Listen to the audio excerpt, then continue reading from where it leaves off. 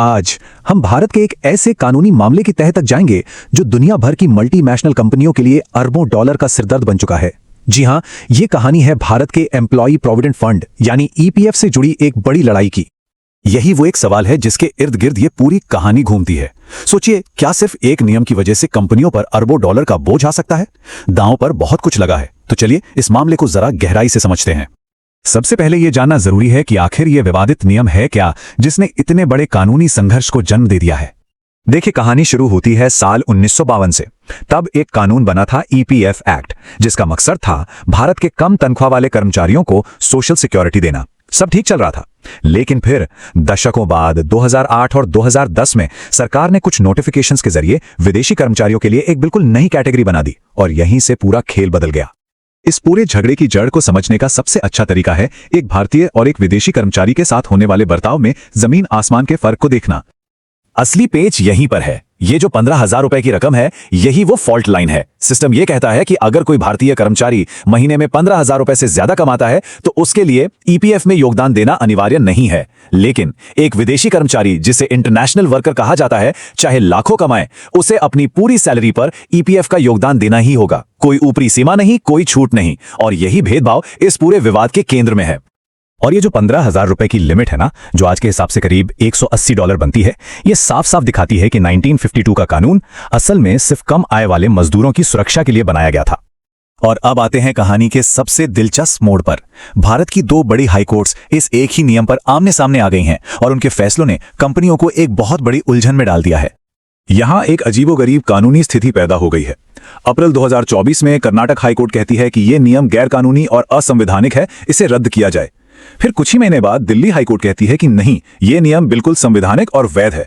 एक देश एक कानून, पर दो हाईकोर्ट के फैसले जो एक दूसरे से बिल्कुल उलट हैं। तो सवाल यह है कि दो अदालतें एक ही मुद्दे पर इतने अलग नतीजों पर पहुंची कैसे? देखिए, कर्नाटक हाईकोर्ट ने कानून के मूल इरादे पर फोकस किया। उनका तर्क था कि 1952 का एक्ट कम वेतन वालों के लिए था और यह नया नियम उस दायरे से बहुत आगे निकल गया है, इसलिए यह गलत है। वहीं दूसरी तरफ दिल्ली हाईकोर्ट ने इसे एक अलग ही नजरिए से देखा, जिसे हम आर्थिक दबाव का सिद्धांत कह सकते हैं। उन्होंने कहा कि यह नियम राष्ट्रीयता के आधार पर नहीं, बल्कि नौकरी की अवधि के आधार पर है और यह लंबी अवधि के भारतीय कर्मचारियों को आर्थिक सुरक्षा देने के लिए जरूरी है। चलिए अब इन कानूनी दांव पेंच से हटकर यह देखते हैं कि इसका जमीनी हकीकत पर, मतलब कंपनियों और लोगों पर क्या असर पड़ रहा है। इस एक लाइन में सब कुछ कह दिया गया है। जरा सोचिए उस कंपनी के बारे में जिसके ऑफिस बैंगलोर और दिल्ली दोनों जगह हैं। बैंगलोर में नियम लागू नहीं है, लेकिन दिल्ली में है। अब वो कंपनी क्या करे? ये सच में एक कंप्लायंस नाइटमेयर यानी अनुपालन का दुष्स्वप्न है। और अगर एक व्यक्ति के नजरिए से देखें तो ये स्थिति और भी ज्यादा परेशान करने वाली है। मान लीजिए एक 35 साल का विदेशी कर्मचारी भारत आता है 3 साल के लिए। इस दौरान उसकी पूरी सैलरी का 24% हिस्सा ईपीएफ में जमा होता है, जो कि एक बहुत बड़ी रकम होती है।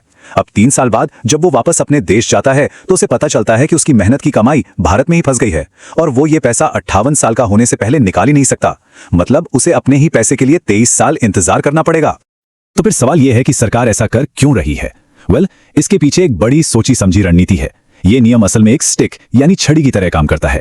भारत दूसरे देशों पर दबाव डालता है कि अगर वो चाहते हैं कि उनके नागरिकों का पैसा भारत में ना फंसे तो उन्हें भारत के साथ एक सोशल सिक्योरिटी एग्रीमेंट यानी एसएसए साइन करना होगा। यह एग्रीमेंट एक कैरेट यानी गाजर की तरह है, जिसके बाद उनके नागरिकों को इस नियम से छूट मिल जाती है। और मजे की बात यह है कि दिल्ली हाईकोर्ट ने इस रणनीति को सरकार का संप्रभु अधिकार मानकर सही ठहराया है। तो अब यह पूरा मामला कहां जा रहा है? सीधा सुप्रीम कोर्ट, और वहीं होगा इसका अंतिम फैसला। यह बिल्कुल साफ है कि दो हाईकोर्ट के इस टकराव को सिर्फ और सिर्फ भारत का सुप्रीम कोर्ट ही सुलझा सकता है। अब सबकी नजरें वहीं टिकी हैं कि आखिरी फैसला क्या होगा। तो सुप्रीम कोर्ट के सामने दांव पर क्या लगा है? देखिए, दो रास्ते हैं और दोनों के नतीजे बहुत बड़े हैं। अगर सुप्रीम कोर्ट कर्नाटक के फैसले को सही मानता है तो कंपनियों को अरबों की राहत मिलेगी, लेकिन दूसरे देशों के साथ समझौते करने की भारत की ताकत कम हो जाएगी। और अगर दिल्ली के फैसले को सही माना जाता है तो कंपनियों पर यह भारी लागत बनी रहेगी, लेकिन सरकार का विदेश नीति वाला दांव मजबूत हो जाएगा। तो आखिर में यह मामला सिर्फ पैसों या कानून का नहीं रह जाता। यह एक बहुत बड़ा सवाल खड़ा करता है। आज के इस ग्लोबल दुनिया में कोई भी देश अपनी घरेलू सामाजिक नीतियों और दुनिया भर से आने वाले टैलेंट की आर्थिक जरूरतों के बीच एक सही संतुलन कैसे बना सकता है?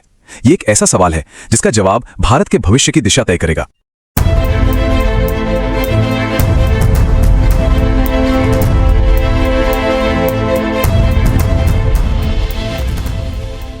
चलिए एक सिचुएशन सोचते हैं। भारत में एक बड़ी मल्टीनेशनल कंपनी का ऑफिस, 2 टॉप एग्जीक्यूटिव्स हैं, पद बराबर, सैलरी भी बराबर। ठीक है। एक भारतीय है, दूसरा मान लीजिए जर्मनी से आया है। अब यहाँ एक बहुत अजीब बात होती है। भारतीय एग्जीक्यूटिव को अपनी रिटायरमेंट सेविंग्स पर पूरा कंट्रोल मिलता है। वो चाहे तो पैसा डाले, न चाहे तो ना डाले। सही। लेकिन जो जर्मन एग्जीक्यूटिव है उसे मजबूर किया जाता है कि वो अपनी मोटी तनख्वाह का एक बड़ा हिस्सा एक ऐसे सरकारी फंड में डाले जिसे वो शायद अगले 30-40 साल तक हाथ भी नहीं लगा सकता। ऐसा क्यों? और यही सवाल, यही क्यों आज हमारी चर्चा की जड़ है। हम भारत के कर्मचारी भविष्य निधि यानी ईपीएफ के उन नियमों की गहराई में उतर रहे हैं जो अंतर्राष्ट्रीय कर्मचारियों पर लागू होते हैं। और ये नियम इतने विवादास्पद हो गए हैं कि इन्होंने देश की 2 बड़ी हाईकोर्ट को आमने सामने खड़ा कर दिया है। बिल्कुल, कुछ लोग तो इसे मजाक में कानूनी गृहरथ भी कह रहे हैं। तो आज हम इसी गुत्थी को सुलझाएंगे। हम समझेंगे कि ये पूरा मामला क्या है, क्यों एक ही कानून पर 2 अदालतें बिल्कुल अलग नतीजे पर पहुंची, और इससे जो ये कानूनी अनिश्चितता पैदा हुई है उसका कंपनी और विदेशी कर्मचारियों पर क्या असर पड़ रहा है। चलिए इस पूरे मामले की परतें खोलते हैं। बिल्कुल, शुरू से शुरू करते हैं। ठीक है, तो सबसे पहले एकदम बेसिक बात, ये ईपीएफ है क्या? अगर मैं इसे आसान भाषा में कहूं तो ये एक तरह की सरकारी रिटायरमेंट गुल्लक है जिसमें कर्मचारी और कंपनी दोनों हर महीने थोड़ा थोड़ा पैसा जमा करते हैं। ये गुल्लक वाली बात बिल्कुल सही है, लेकिन असली खेल तब शुरू होता है जब हम देखते हैं कि इस गुल्लक में पैसा डालने के नियम भारतीय और विदेशी कर्मचारियों के लिए कितने अलग हैं। अच्छा, देखिए, एक भारतीय कर्मचारी के लिए ईपीएफ में पैसा डालना तभी जरूरी है जब उसकी महीने की तनख्वाह 15,000 रुपए या उससे कम हो। अच्छा, तो ये कम आय वाले कर्मचारियों के लिए एक तरह का सेफ्टी नेट है। एग्जैक्टली। और अगर किसी भारतीय की तनख्वाह 15,000 रुपए से ज्यादा है तो उसे बाहर रखा गया कर्मचारी यानी एक्सक्लूडेड एम्प्लॉय माना जाता है। तो उसके लिए ये जरूरी नहीं है, मतलब वैकल्पिक है। हाँ बिल्कुल। और अगर वो पैसा डालता भी है तो योगदान सिर्फ 15,000 रुपए की तनख्वाह पर ही कटता है, पूरी सैलरी पर नहीं। ठीक है, ये तो भारतीयों के लिए नियम हुआ। अब हमारे शुरुआती उदाहरण में जो जर्मन एग्जीक्यूटिव थे उनकी कहानी में ये नियम कैसे लागू होता है? क्या उनके लिए भी कोई ऐसी सीमा है? उनके लिए कोई सीमा नहीं है, शून्य। कोई भी नहीं? कोई भी नहीं। उनकी तनख्वाह चाहे कितनी भी हो, 1 लाख महीना, 10 लाख महीना या 50 लाख महीना, उन्हें अपनी पूरी की पूरी तनख्वाह पर ईपीएफ योगदान देना ही पड़ता है, कोई छूट नहीं। एक मिनट, इसे जरा आंकड़ों में समझते हैं। मतलब अगर कोई विदेशी सीईओ भारत में 20 लाख रुपए महीने की तनख्वाह पे काम कर रहा है तो ईपीएफ में उसका और कंपनी का मिलाकर लगभग 2.4 लाख रुपए हर महीने कटेगा। सही हिसाब है। जबकि उसी पद पर बैठे भारतीय सीईओ के लिए ये सिर्फ 1800 रुपए पर सीमित होगा, या शायद वो भी नहीं। बिल्कुल सही। और ये 2.4 लाख रुपए महीना अगर वो सिर्फ 5 साल के कॉन्ट्रैक्ट पर हैं, तो सोचिए ये लगभग 1.25 करोड़ रुपए बन जाता है। बाप रे। और यही है वो फंसा हुआ फंड जिसकी हम बात कर रहे हैं। क्योंकि समस्या सिर्फ पैसा कटने की नहीं है, समस्या उसे वापस निकालने की है। तो ये पैसा निकालने में क्या दिक्कत है? नियम बहुत सख्त है। अंतर्राष्ट्रीय कर्मचारी अपना पूरा पैसा सिर्फ 2 ही सूरतों में निकाल सकता है। अच्छा। या तो वो 58 साल की उम्र में रिटायर हो, या फिर किसी गंभीर बीमारी या दुर्घटना की वजह से क्या कहते हैं, स्थायी रूप से विकलांग हो जाए। लेकिन जो कर्मचारी सिर्फ 3-4 साल के लिए भारत आता है उसका तो करोड़ों रुपया दशकों के लिए भारत में अटक गया है। एग्जैक्टली। वो 35 साल का है तो उसे 23 साल इंतजार करना पड़ेगा। ये तो बहुत बड़ी समस्या है। जाहिर है कंपनियां इस नियम के खिलाफ अदालत गई होंगी। गई। स्पाइस जेट, एलजी इलेक्ट्रॉनिक्स जैसी कई बड़ी कंपनियों ने इन नियमों को अदालत में चुनौती दी। और उनका तर्क क्या था? उनका तर्क सीधा था, ये भेदभाव है और संविधान के अनुच्छेद 14 यानी कानून के सामने बराबरी के अधिकार का खुला उल्लंघन है। उन्हें लगा था कि फैसला सीधा आएगा, लेकिन यहीं से कहानी में असली मोड़ आता है। कैसा मोड़? उन्हें एक जवाब नहीं बल्कि 2 बिल्कुल अलग अलग जवाब मिले। भारत की 2 हाईकोर्ट्स ने एक ही कानून को देखकर 2 एकदम उल्टे फैसले सुना दिए। ये कैसे मुमकिन है, एक ही कानून पर? यही इस केस का सबसे हैरान करने वाला पहलू है। पहले अप्रैल 2024 में कर्नाटक हाईकोर्ट का फैसला आया।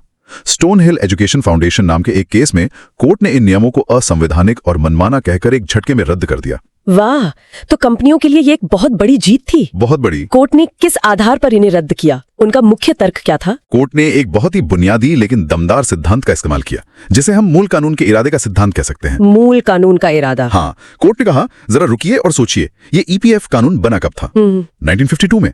और क्यों बना था? ये कम तनख्वाह वाले फैक्ट्री मजदूरों और कर्मचारियों के लिए एक सामाजिक सुरक्षा योजना थी। और इसका सबसे बड़ा सबूत वो 15,000 रुपए की तनख्वाह वाली सीमा है। बिल्कुल। कोर्ट ने कहा कि यह सीमा चीख चीख कर कह रही है कि यह कानून लाखों रुपए महीना कमाने वाले टॉप एग्जीक्यूटिव्स के लिए है ही नहीं। सरकार ने सिर्फ एक स्कीम के नियम में छोटा सा बदलाव करके एक पैराग्राफ 83 जोड़कर पूरे कानून का मकसद ही बदल दिया। यह सरकार की कानूनी शक्ति से परे था। इसे वकीलों की भाषा में अल्ट्रा वायर्स कहते हैं। Ultra vires. इसे आसान भाषा में कैसे समझेंगे? आसान भाषा में समझे तो मान लीजिए क्रिकेट का नियम बनाने वाली संस्था बीसीसीआई है। अगर बीसीसीआई अचानक फुटबॉल के लिए नियम बनाने लगे तो वो उसके अधिकार क्षेत्र से बाहर होगा। बिल्कुल, उसे अल्ट्रा वायरस कहा जाएगा। कर्नाटका हाईकोर्ट ने कहा कि सरकार ने भी यही किया है, ईपीएफ कानून के मूल दायरे से बाहर जाकर नियम बना दिए। ये तर्क तो काफी सीधा और दमदार लगता है। तो अप्रैल 2024 में कर्नाटक के फैसले के बाद बहुराष्ट्रीय कंपनियों ने राहत की सांस ली होगी, लगा होगा कि लड़ाई खत्म। उन्हें बिल्कुल यही लगा, लेकिन कहानी में असली ट्विस्ट तो अभी बाकी था। 1 साल बाद दिल्ली में सरकार एक ऐसा तुरुप का इक्का लेकर आई जिसकी किसी को उम्मीद नहीं थी। अच्छा। नवंबर 2025 में स्पाइसजेट के मामले में दिल्ली हाईकोर्ट ने उन्हीं नियमों को देखा और कहा कि ये पूरी तरह से कानूनी और जायज हैं। क्या मतलब कर्नाटक के फैसले को पूरी तरह पलट दिया? पर कैसे? कानून तो वही था। कानून वही था, लेकिन दिल्ली में सरकार का वकील एक बिल्कुल नया और बहुत चालाक तर्क लेकर आया था। एक ऐसा तर्क जो कर्नाटक में पेश ही नहीं किया गया था। और वो क्या था? इस नए तर्क को हम आर्थिक दबाव का सिद्धांत कह सकते हैं। आर्थिक दबाव का सिद्धांत, ये सुनने में ही बड़ा अजीब लग रहा है। ये है क्या? सरकार ने कहा, देखिए, हम विदेशियों के साथ भेदभाव नहीं कर रहे, बात राष्ट्रीयता की नहीं है। तो फिर किस चीज की है? बात है भारत में काम करने की अवधि की। उनका तर्क था कि अगर हम ज्यादा कमाने वाले भारतीय कर्मचारियों को उनकी पूरी तनख्वाह पर 30-40 साल तक ईपीएफ कटवाने के लिए मजबूर करते तो उन पर बहुत ज्यादा आर्थिक दबाव पड़ता। इसलिए उन्हें बचाने के लिए हमने 15,000 रुपए की सीमा लगाई है। 1 मिनट, ये तर्क तो थोड़ा उल्टा नहीं लग रहा? मतलब सरकार कह रही है कि हम अपने अमीर नागरिकों पर एक काल्पनिक दबाव नहीं डालना चाहते, इसलिए यह नियम उन पर नहीं बल्कि विदेशियों पर लगा रहे हैं। आपने बिल्कुल सही पकड़ा, ये एक कन्वीनियंट फिक्शन जैसा है। और विदेशियों पर यह दबाव क्यों नहीं है? फिर सरकार ने अगला दांव चला। उन्होंने कहा कि ये आर्थिक दबाव विदेशी कर्मचारियों के मामले में है ही नहीं, क्योंकि वे तो भारत में सिर्फ 2 से 5 साल के छोटे कार्यकाल के लिए आते हैं, इसलिए छोटी अवधि के लिए उनकी पूरी तनख्वाह पर योगदान लेना जायज है। लेकिन क्या इस आर्थिक दबाव वाले तर्क का कोई सबूत पेश किया गया?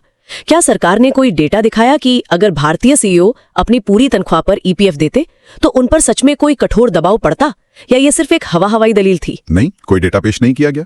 ये एक सैद्धांतिक तर्क था, लेकिन कानूनी तौर पर अदालतों को सिर्फ ये देखना होता है कि क्या 2 समूहों में अंतर करने का कोई तर्कसंगत आधार है या नहीं। और दिल्ली हाईकोर्ट को ये आधार तर्कसंगत लगा? हाँ, उन्हें नौकरी की छोटी अवधि एक तर्कसंगत आधार लगा।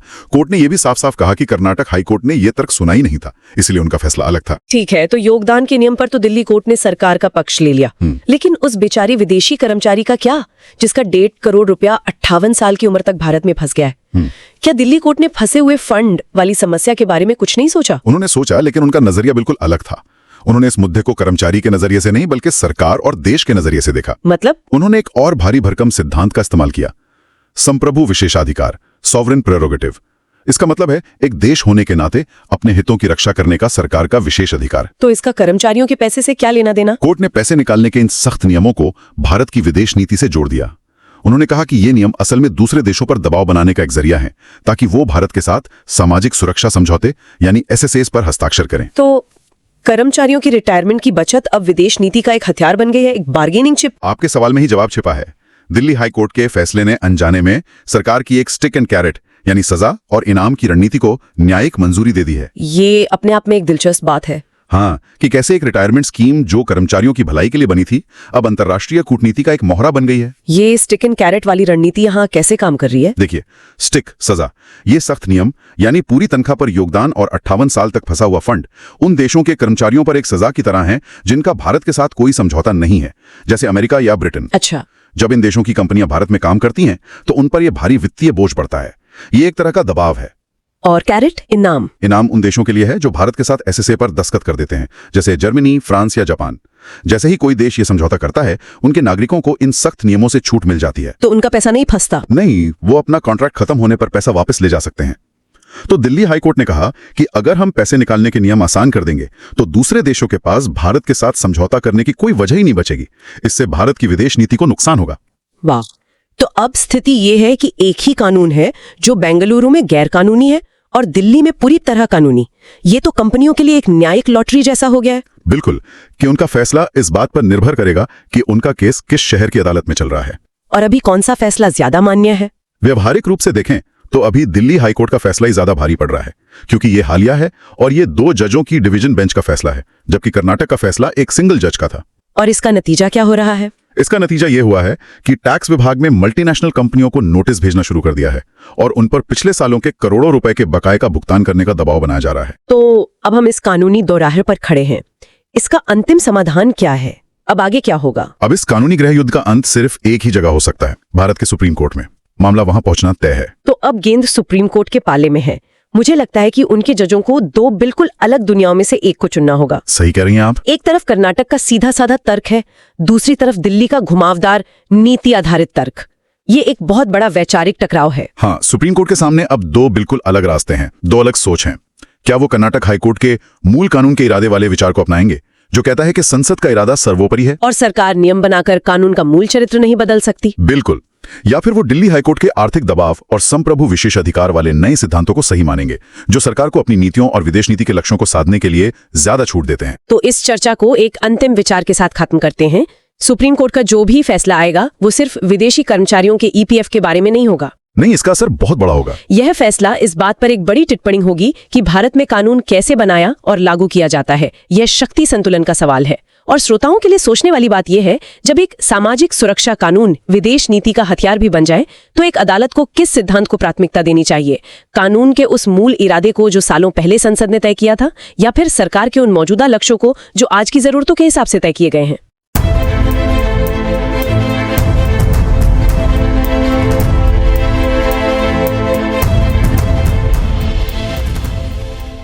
Right now, there's a massive legal battle brewing in India, and it's pitting some of the world's biggest companies against the government. At the heart of it is a legal conflict so sharp, so completely contradictory, that it's creating a judicial earthquake with billion-dollar consequences. Let's dive in. You know, the whole thing really comes down to this one kind of baffling question. I mean, can you imagine being told that a rule is both perfectly legal and completely illegal, all depending on which city your office is in? Well, for companies all over India, that's not a hypothetical. It's their reality. And this is where it gets really crazy. In Bangalore, the Karnataka High Court looked at a key social security rule and struck it down, called it unconstitutional.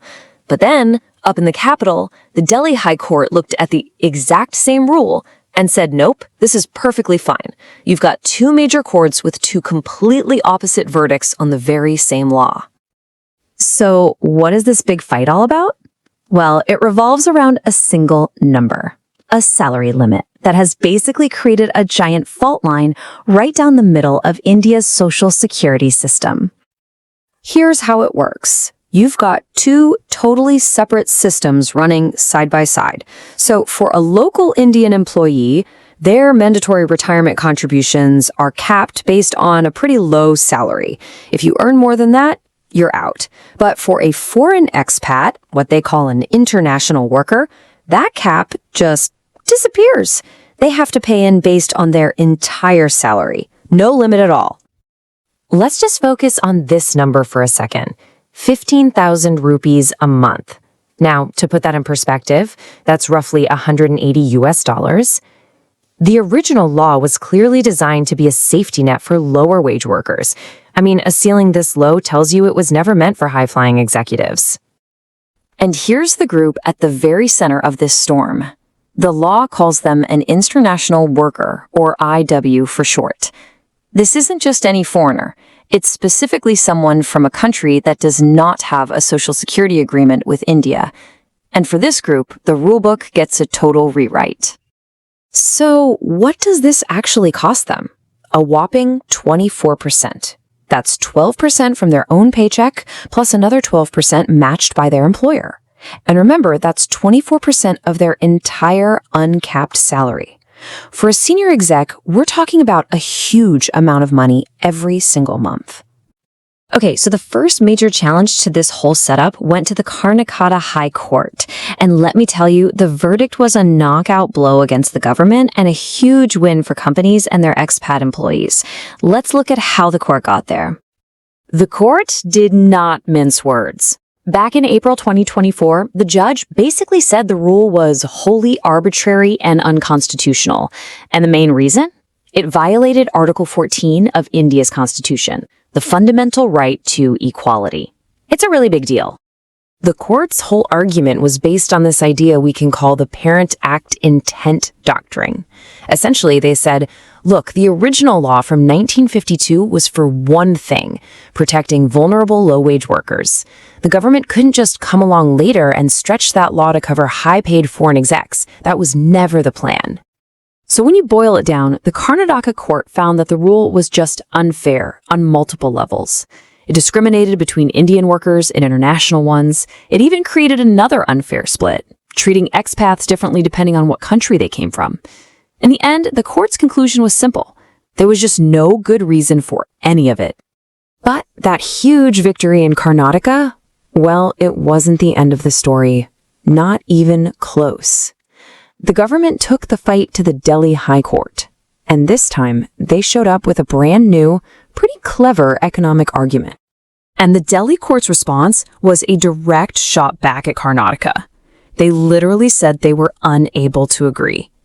Their whole argument was that you can't compare these two groups. In the court's own words, international workers form a separate and distinct class. And this is where their new idea comes into play. Let's call it the economic duress doctrine. The court argued that a local employee paying into the system for 30 or 40 years feels a real long-term financial pressure. But a high-paid expat who's only there for a few years, the court basically said they don't face that same kind of hardship, so treating them differently is actually fair. So with that, the Delhi court completely reframed the argument. They said this isn't about your passport, it's about how long you're working in the country. They even called the rule a tool for foreign policy, a part of the government's right to negotiate treaties. And just to be clear, they explicitly and directly rejected the Karnataka court's entire line of reasoning. Okay, so let's just put these two side by side, because this really makes the clash obvious. Karnataka took a classic constitutional approach based on pure equality. They said the rule violates the spirit of the original law. But Delhi? They looked at it from a government policy angle, saying that different economic situations of the workers make the rule totally reasonable. Two courts, two completely different ways of seeing the world. So, we've had our legal deep dive, but what does this all mean for real people and real businesses trying to operate on the ground? Well, this is where it turns from a legal debate into an absolute compliance nightmare. Just picture this for a second. You're a big global company. You have an office in Bangalore, where this law has been declared illegal. You also have an office in Delhi, where the very same law has been declared perfectly valid. So, what's your company policy supposed to be? You're literally bound by two opposite legal commands at the same time. And for the expats themselves, the whole thing gets even weirder. Take what's called the locked fund problem. So an expat comes to India at age 35, contributes a ton of money over a 3-year assignment, then they leave the country. But they can't touch that money, their own money, for over 20 years until they hit the Indian retirement age of 58. It's just bizarre. So while that person is waiting decades to get their money back, the company they work for is facing an even bigger threat. Because the Delhi verdict gave the government the green light to go after back payments, it created this ticking time bomb of retroactive liability. We're talking about a decade of unpaid contributions plus penalties. It's a massive financial risk. So, with the law totally fractured and billions of dollars hanging in the balance, this whole chaotic situation really only has one place left to go: a final, decisive showdown in India's Supreme Court. I mean, the way things stand now is just impossible. You can't have a national law that's both legal and illegal. The legal certainty that businesses need to invest and operate has completely vanished. So the Supreme Court really has no choice here. It has to step in and give one final answer for the entire country. And that brings us to the ultimate question, doesn't it? When this fight finally gets to the Supreme Court, what's going to win out? Will it be the argument from Karnataka, rooted in the principle of equality for every single person? Or will it be the argument from Delhi, which is all about the power of the government to set its own economic and foreign policy? The answer is going to do a lot more than just settle one legal fight. It's going to reshape the entire landscape for foreign companies in India.